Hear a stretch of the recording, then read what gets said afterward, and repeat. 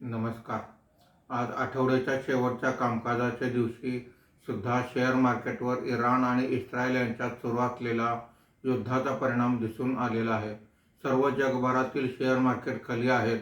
त्याप्रमाणे आज आपले भारतातील शेअर मार्केट सुरू झाल्यावर सुद्धा घसरण होती आणि जसे मार्केटचं कामकाज पुढे घेत गेलं तशी घसरण वाढतच होती.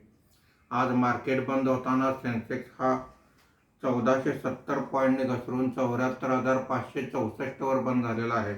निफ्टी हा 488 पॉईंटने घसरून 23,151 वर बंद झालेला आहे.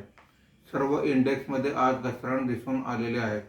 सर्वात जास्त घसरण BSE मेटल इंडेक्समध्ये 4.83% झालेली आहे. Nifty mid cap index 2.65%, Nifty small cap index 2.51% खाली आहेत. आजच्या कामकाजामध्ये निफ्टीमध्ये वाढलेले मुख्य शेअर्स पुढील प्रमाणे: Tata consumer product 2.44%, HUL 1.08%, Bharti Airtel 0.12%. हे तीनच शेअर्स आज निफ्टीमध्ये वर आहेत.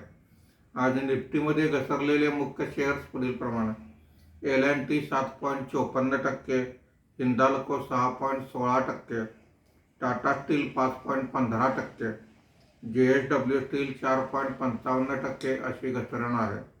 आज FIIने मोठ्या प्रमाणावर म्हणजे 10,717 कोटी रुपयांची विक्री केलेली आहे.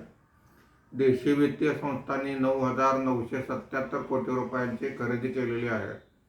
रुपयाच्या दरात घसरण सुरू आहे. आज 29 पैशाची घसरण झाली असून मार्केट बंद होताना रुपयाचा दर हा 92 रुपये 46 पैसे प्रति डॉलर असा होता.